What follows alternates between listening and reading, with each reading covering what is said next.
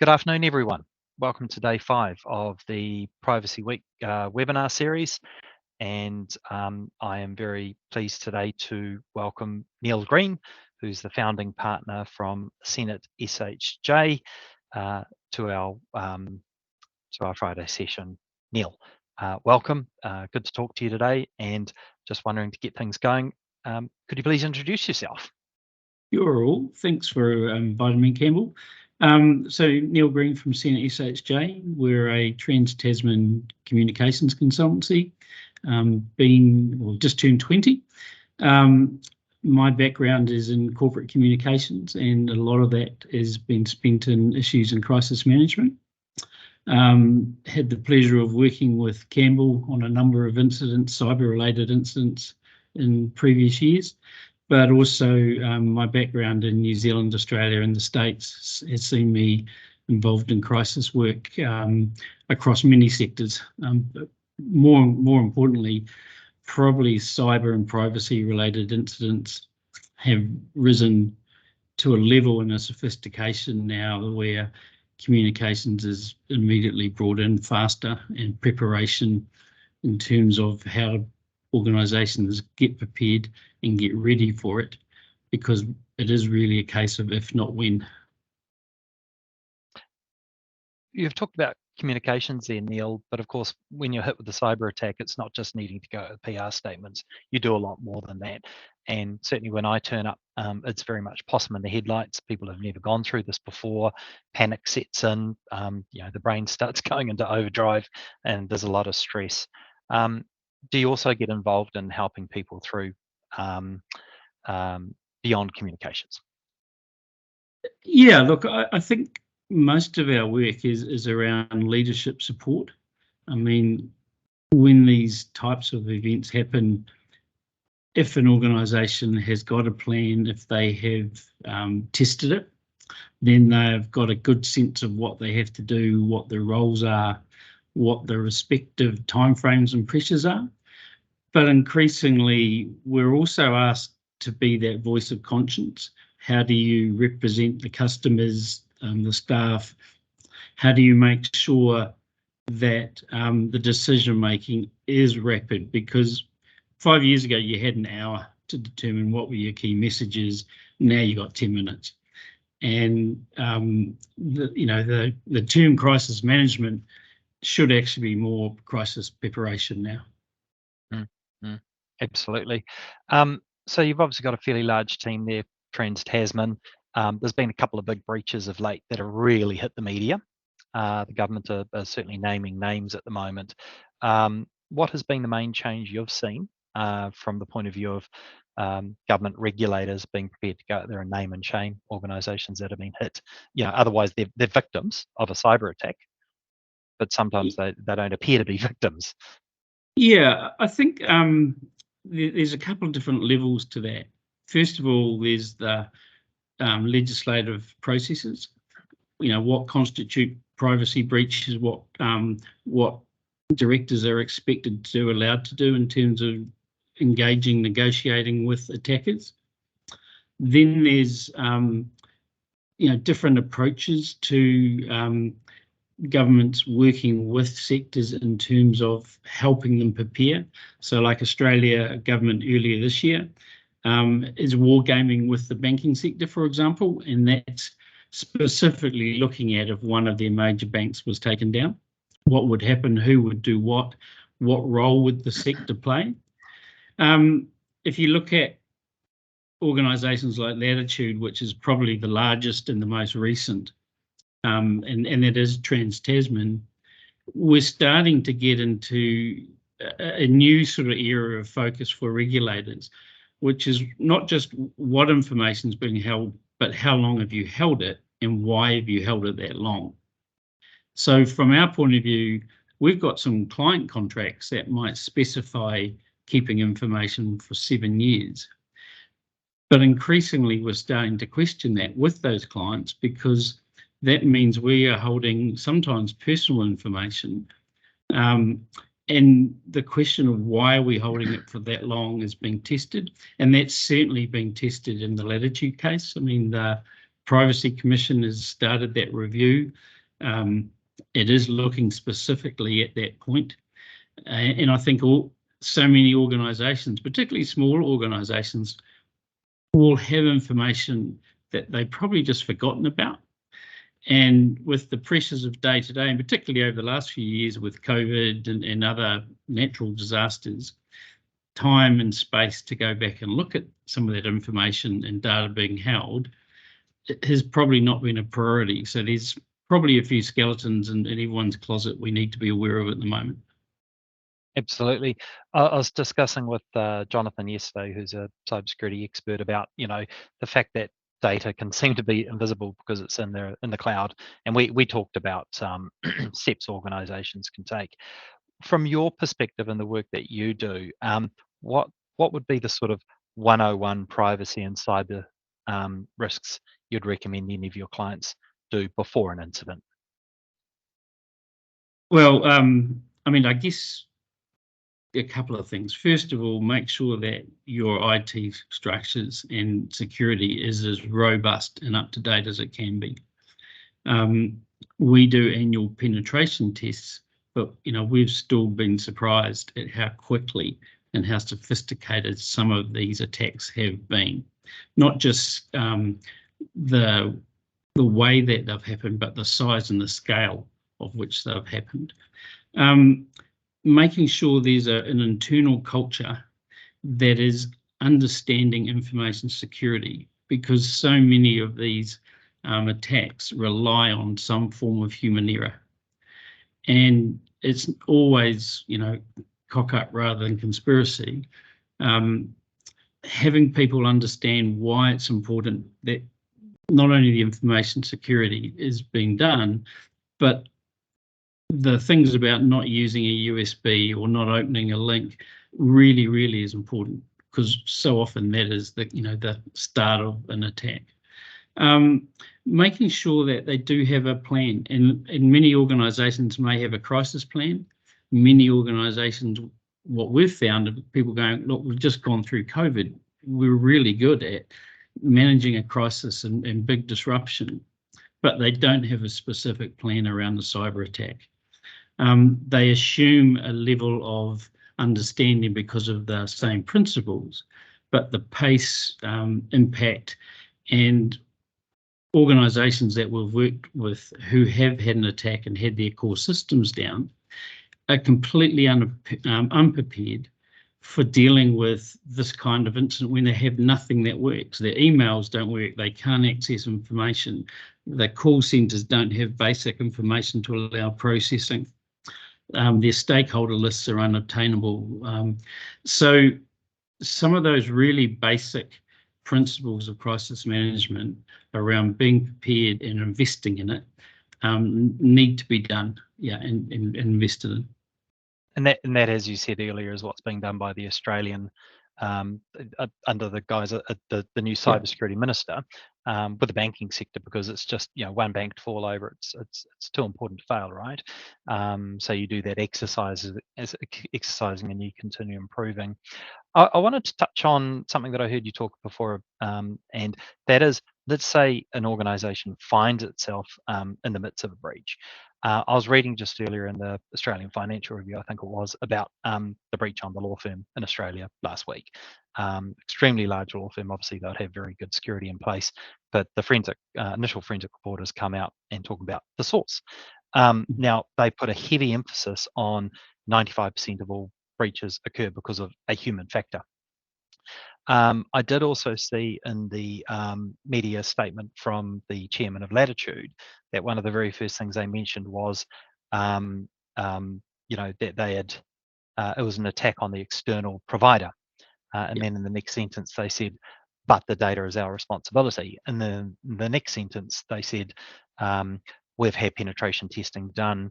So there's a bit of a balance for organisations if they find themselves in the situation between, I guess, talking about the factors which caused it, and taking that ownership.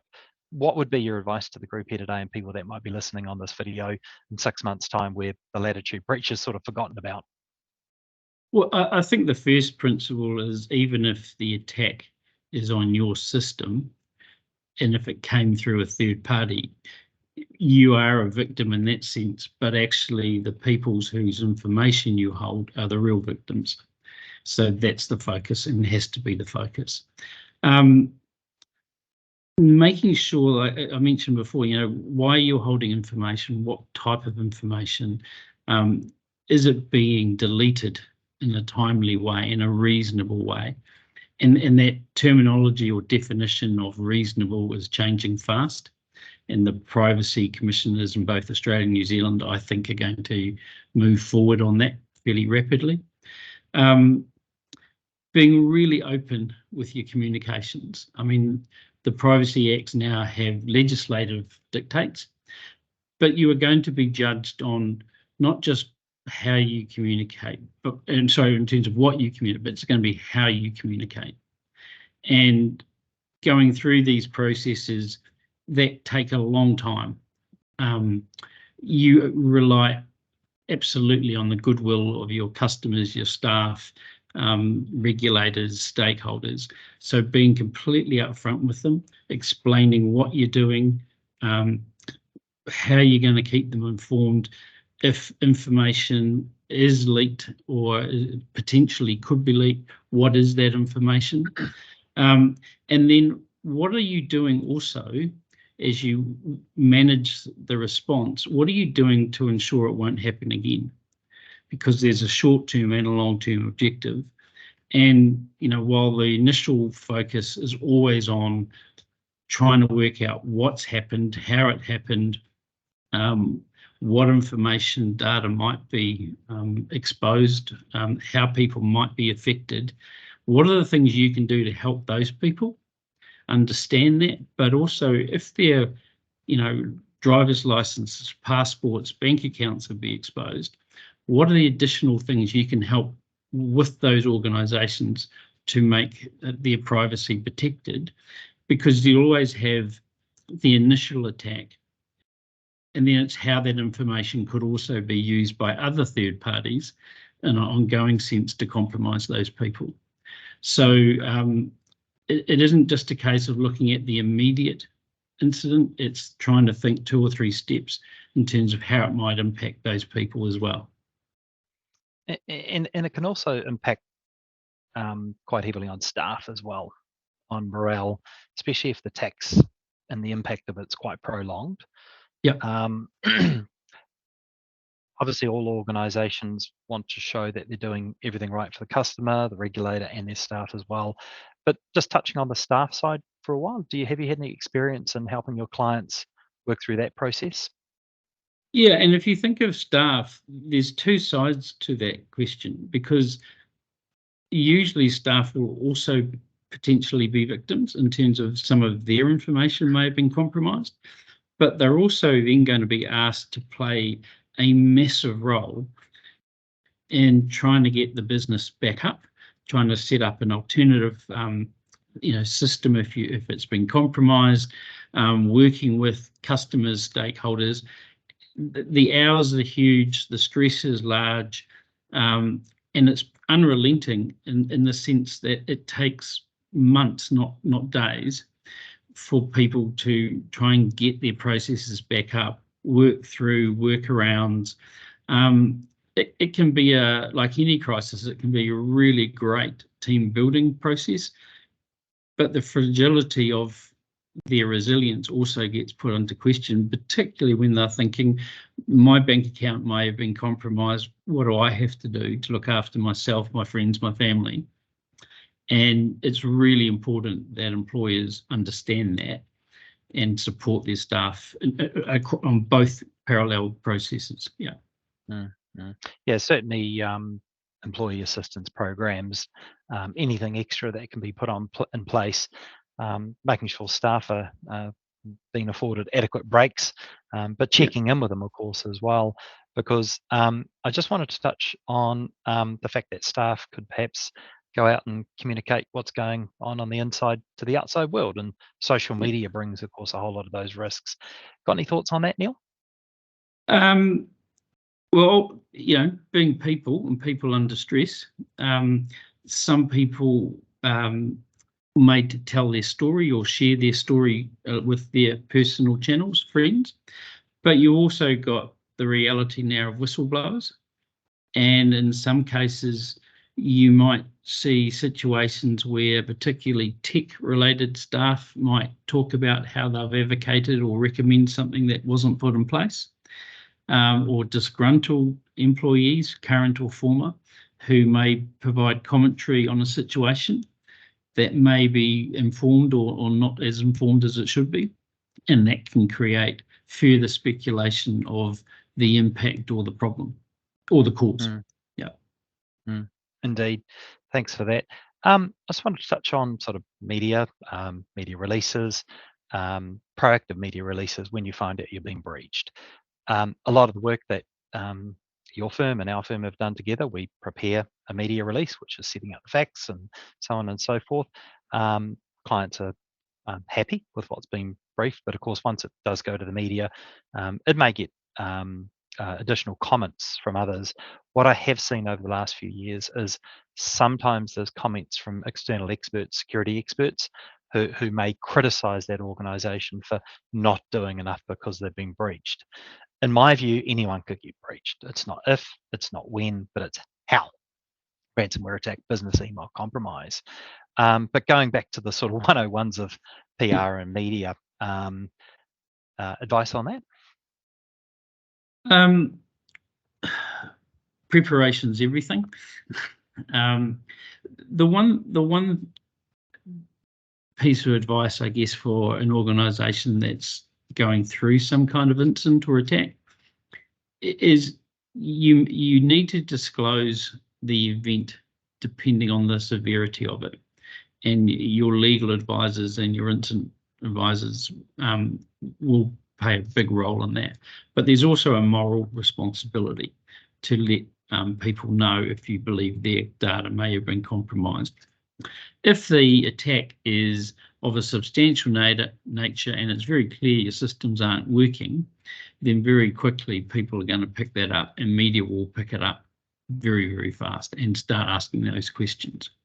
But if you are being attacked, once you have communicated the incident, you really don't want to have a high degree of proactive media activity. I mean, we've seen different strategies used in both New Zealand and Australia by some companies who have proactively talked about an attack, but then very strongly and aggressively said they're not going to engage and won't pay anything. The attackers have then not only released that information fairly quickly, but they've taken it almost as an incentive to further attack them. So there's a careful balancing line between communicating with affected people and media relations. Media are increasingly understanding that point of tension, and providing you deal with them responsibly and professionally will respect that point of tension and not go after an organisation under stress. However, if the organisation isn't seen to be handling it well, may have taken an aggressive stance or maybe tried to avoid actually fronting up, the media will look to get more stories, and they will find those stories fairly easily through people who are being harmed or potentially being harmed. And those human stories will actually dictate the reputational impact of the incident. It's the how you communicate, as I mentioned before, that's vital, as just as well as what you say and when you say it. So, look, I think media have a role to play. They have a job. The communications focus should be on your staff, your customers, your regulators, and any other directly affected people, not the media. Right. And I guess with ransomware attacks in particular, because initially they're designed to lock files and you have to pay money to get those files unlocked, the attackers know that you've probably got better backups these days, so they then copy data and they threaten to leak that information. The law firm case in Australia last week, they took 4,000 gigabytes allegedly. We had some activity a couple of years ago here in New Zealand where the media reported on information that was taken from a data leak site and there was an injunction put in place. And more recently, again, there was an injunction put in place. So do you think we're going to start to see more injunctions stopping the media from reporting on what is found on the dark web? I think that will be part of a legal communication strategy. It needs to be, but that's really your reactive strategy, not your preparation strategy. The other, I think the other part of your media relations is if you go into an incident and you don't have good media relations, you are going to suffer because that's just part of that process. But for a lot of small, medium-sized businesses who have no need for media relations, no need for coverage, those are the organisations that increasingly the insurance policies are providing funding to allow communication support to help them get on with getting their business back on their feet while shielding them from unnecessary and unwanted intrusion. Yep. Okay. Thanks a lot for that, Neil.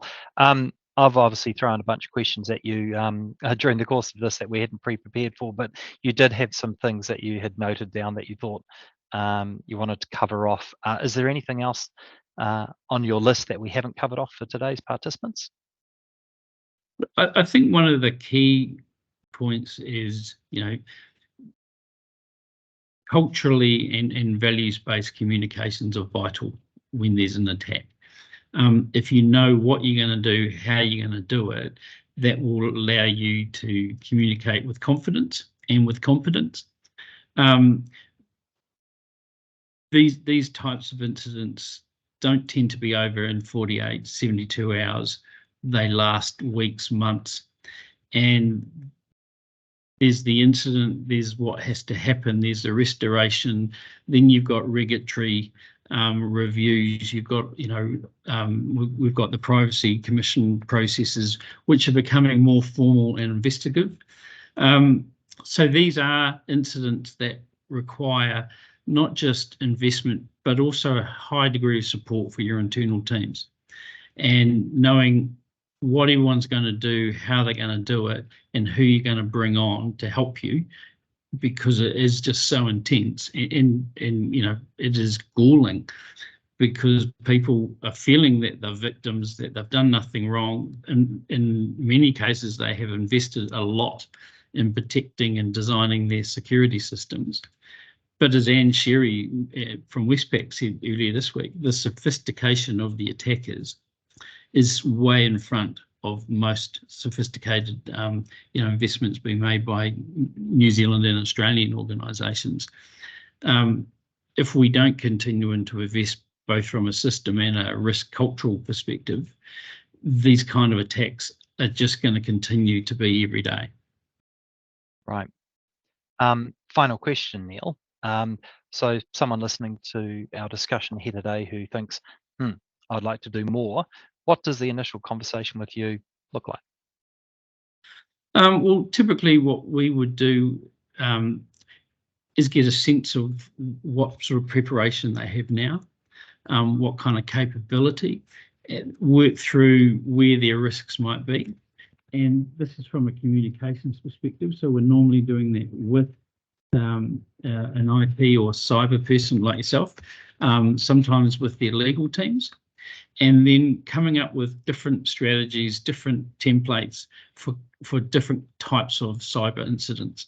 I mean, a DDoS attack like NZX was very different to the kind of attack that's happened with Latitude, for example. While the principles are the same, how you communicate, how you respond, particularly in that first 10 minutes to 200 minutes, changes dramatically. So it's really a case of working that through with them and then working out what capability do they have internally in terms of how we would help them design and develop materials. Great. Well, thanks for that, Neil. Really appreciate your insights today. It's been Privacy Week 2023 involving a series of webinars with business owners. Thank you very much for your time and insights, and thank you to all of the participants here today and to anyone who may be watching this in future. Hopefully you've learnt plenty. Thank you, Neil. Any closing words to our guests? Kia ora, thank you very much. Hope this is useful. Cheers. Have a good day. Thank you.